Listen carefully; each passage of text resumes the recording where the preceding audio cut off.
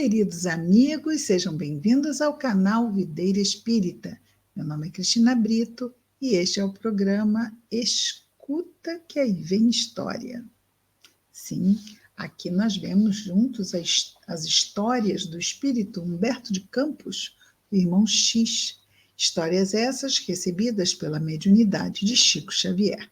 Atualmente estamos vendo as histórias reunidas no livro Reportagens de Além Túmulo.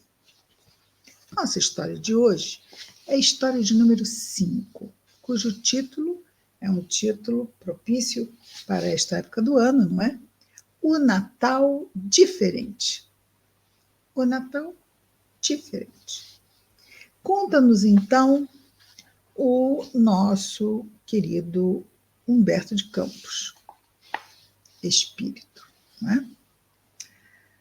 Muito raro observar-se temperamento tão apaixonado quanto o de Emiliano Jardim. No fundo, criatura generosa e sincera, mas as noções materialistas estragavam-lhe os pensamentos. Em vão cooperavam os amigos em renovar-lhe as ideias. O rapaz reportava-se a umas tantas teorias de negação e a moléstia espiritual prosseguia do mesmo jeito.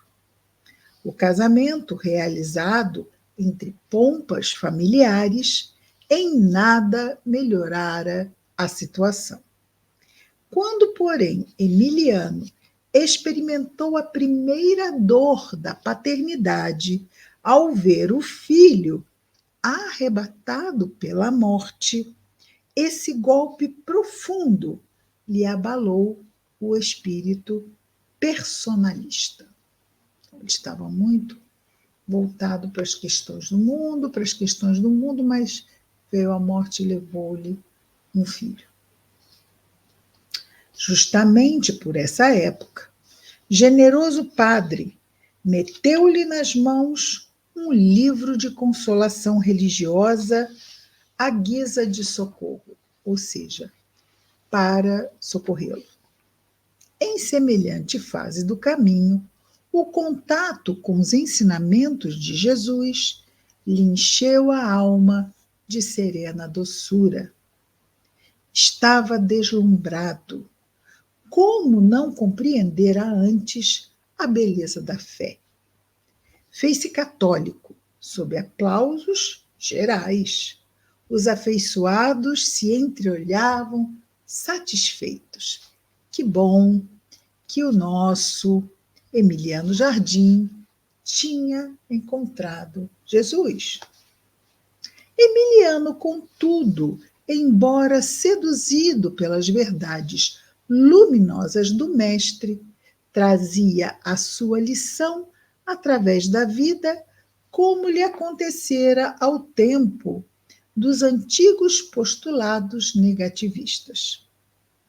Acreditando servir ao ideal divino do Evangelho, terçava armas cruéis contra todos os que entendiam Jesus por óticas diferentes, por prismas diferentes.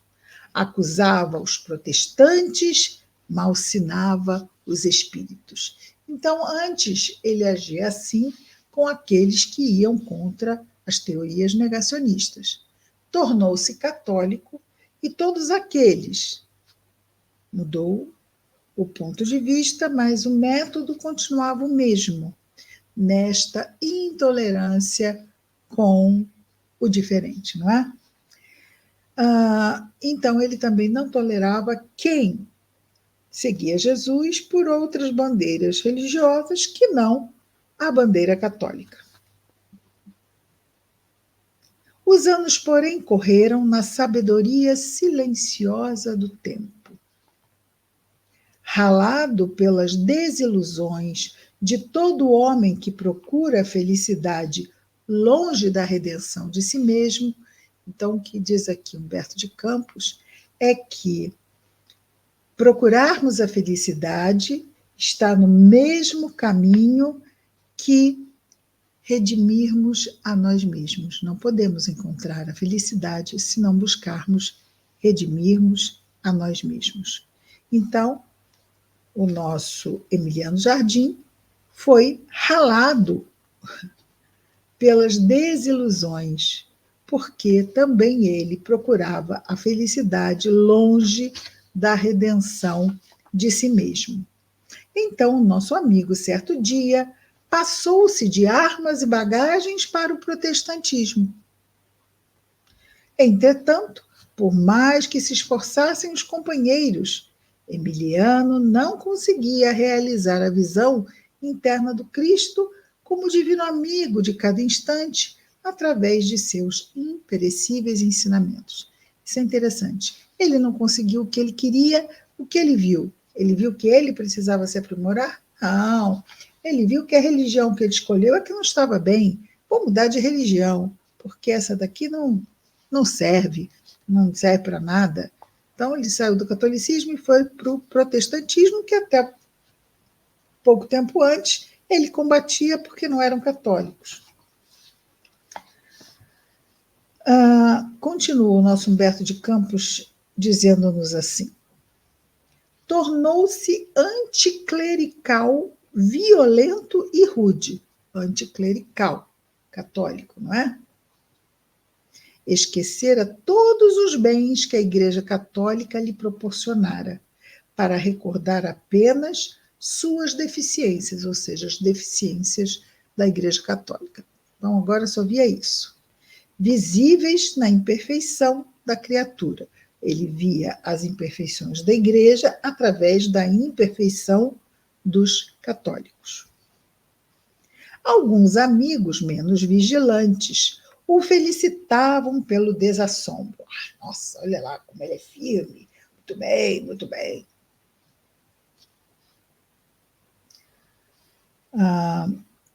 Todavia, os mais experimentados reconheciam que o novo crente mudara a expressão religiosa exterior, mas não entregara o coração ao Cristo. Depois de longa luta, Emiliano sente-se insatisfeito e ingressa nos arraiais espiritistas. Então, de novo, o problema não estava com ele. Primeiro foi com a Igreja Católica, depois foi com a Igreja Protestante, então não serve para nada, vou me tornar espírita.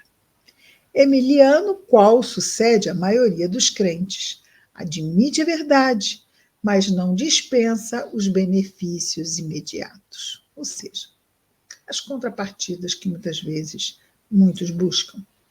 Dedica-se a Jesus, anseia por vê-lo nos outros homens, nos outros seres humanos, antes de senti-lo em si próprio. Sua atividade geral transforma-se. Sua atividade geral transtorna-se.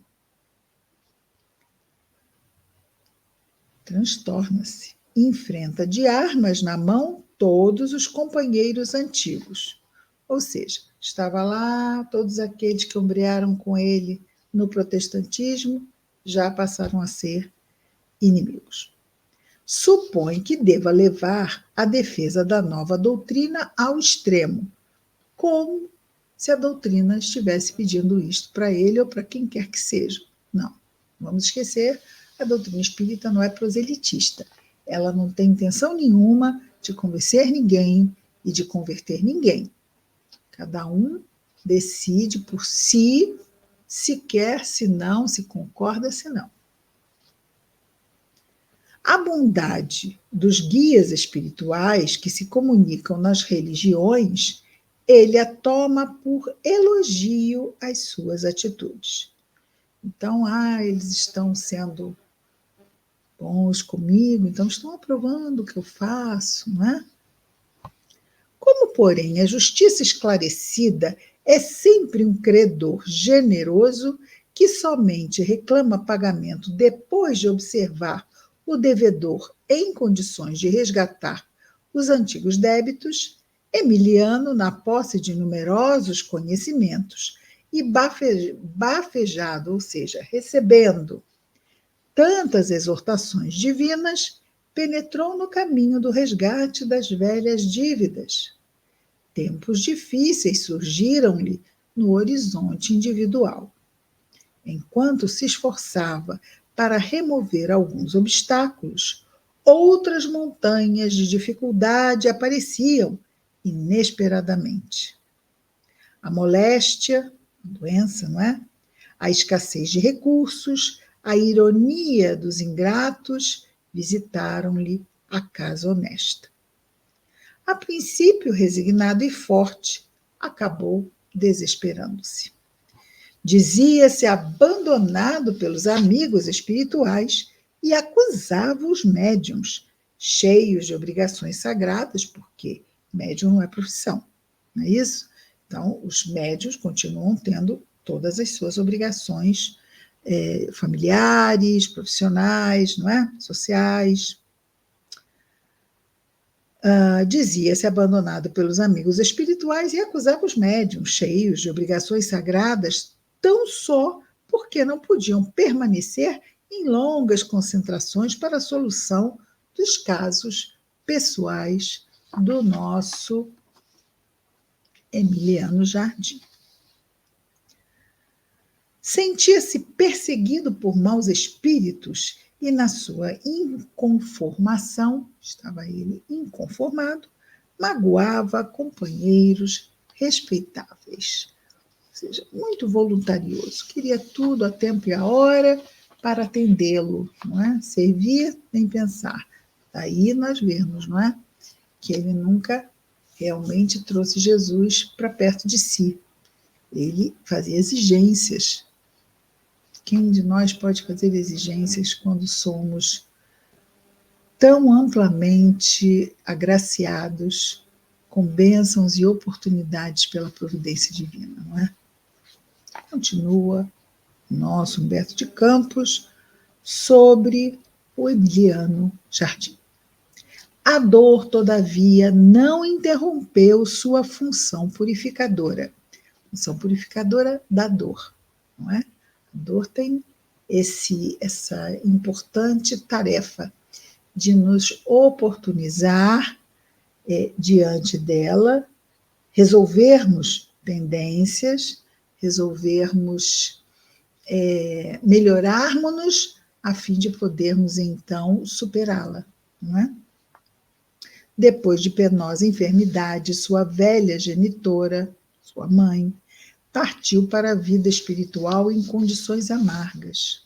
Não passou muito tempo e a esposa, perturbada nas faculdades mentais durante 3 anos, seguia o mesmo caminho. Em seguida, os 2 filhos que criara com excesso de carinho se voltaram contra o coração paterno com injustas acusações. Ao ensejo da calúnia, quer dizer, passando pela calúnia, os últimos companheiros fugiram. Ele foi caluniado e as pessoas acreditaram nas mentiras e se afastaram dele. O nosso amigo, outrora, ou seja, antes tão discutidor e tão violento, experimentou desânimo invencível. Nunca mais foi visto em rodas doutrinárias, nas tertúlias da inteligência, aquelas conversas muito doutrinárias, né, que exigem muito.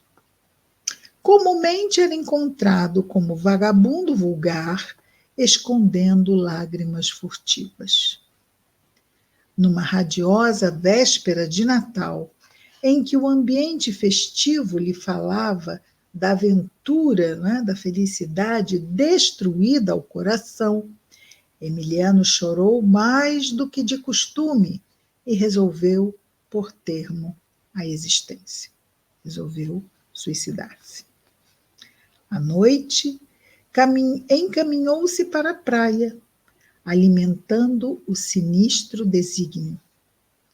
Antes, porém, de consumar o erro extremo, pensou naquele Jesus que restituíra a vista aos cegos, que curara os leprosos, que amara os pobres e os desvalidos. Tais lembranças lhe enevoaram os olhos de pranto doloroso, modificando-lhe as disposições mais íntimas. Foi aí, nessa hora amargurada, em que o mísero se dispunha a agravar as próprias angústias, sim, porque as consequências do suicídio são severas, não é, para o espírito imortal, que uma voz suave se fez ouvir no recôndito, no fundo de seu espírito. Emiliano, há quanto tempo eu buscava encontrar-te, mas sempre me chamavas através dos outros, sem jamais procurar-me em ti mesmo. Dá-me a tua dor, reclina a cabeça cansada sobre o meu coração. Muitas vezes o meu poder opera na fraqueza humana. Raramente meus discípulos gozam o encontro divino fora das câmaras do sofrimento. Quase sempre é necessário que percam tudo a fim de me acharem em si mesmos. Tenho um santuário em cada coração na terra, mas o ser humano enche esse templo divino de detritos ou levanta muralhas de incompreensão entre o seu trabalho e a minha influência. Nessas circunstâncias, em vão me procuram. E nós já sabemos quem está a falar com Emiliano, não é? O próprio Mestre Jesus. Emiliano estava inebriado. Não ouvia propriamente uma voz idêntica à do mundo, mas experimentava o coração tomado por poderosa vibração, sentindo que as palavras lhe chegavam ao íntimo como aragem cerebral, como uma brisa no pensamento. Volta ao esforço diário e não esqueças que estarei com os meus discípulos sinceros até o fim dos séculos. Acaso poderias admitir que permaneço em beatitude inerte quando meus amigos se dilaceram pela vitória da minha causa? Não posso estacionar em vãs disputas nem nas estéreis lamentações, porque necessitamos cuidar do amoroso esclarecimento das almas. É por isso que estou mais frequentemente onde estejam os corações quebrantados, os que já tenham compreendido a grandeza do espírito de serviço. Não te rebeles contra o sofrimento que purifica. Aprende a deixar os bonecos a quantos ainda não puderam atravessar as fronteiras da infância. Não analises nunca sem amar. Lembra-te de que, quando criticares teu irmão, também eu sou criticado. Ainda não terminei minha obra terrestre, Emiliano. Ajuda-me, compreendendo a grandeza do seu objetivo e entendendo a fragilidade dos teus irmãos. Dá o bem pelo mal, perdoa sempre. Ou seja, retribui o mal com o bem, perdoando sempre. Volta ao teu esforço. Em qualquer posto de trabalho honesto, poderás ouvir minha voz, desde que me procures no coração. Emiliano Jardim sentiu que as lágrimas agora eram de júbilo. Júbilo é a alegria da alma. eram de júbilo e reconhecimento. Em breves instantes, experimentava radical transformação. À sua frente via a imensidade do céu e a imensidade do oceano, sentindo-se como num mundo em que o Cristo houvera nascido. Recordou que não tinha senão escórias de miséria para ofertar a Jesus e que seus sentimentos rudes simbolizavam aqueles animais que foram as primeiras visitas da manjedoura singela. Deslumbrado, endereçou um pensamento de paz a todos os companheiros do passado e começou a compreender que cada um permanecia em sua posição de trabalho na tarefa que o Senhor lhe designara. Poderosa vibração de amor ligava-o à criação inteira. Não se torturava em raciocínios, compreendia e chorava de júbilo. Levantou-se, enxugou as lágrimas e retomou o caminho da cidade barulhenta. Ele tinha ido se matar e, ao invés disso, encontrou Jesus dentro de si mesmo. E nosso Humberto de Campos conclui dizendo-nos: o nosso amigo conhecia de longos anos o Salvador, mas só agora encontrara o Mestre. Emiliano Jardim regressou, renovado, ao labor, ao trabalho do Evangelho, depois do Natal diferente. Que história de Natal, não? Encontrarmos Jesus dentro de nós mesmos. Que o nosso Mestre amado continue nos abençoando em nossas jornadas e que este novo ano que está para chegar, o ano de 2024, nos traga muitas oportunidades de serviço, muitas lições, muitas bênçãos, muitas alegrias jubilosas e realizações no bem. Muita paz a todos.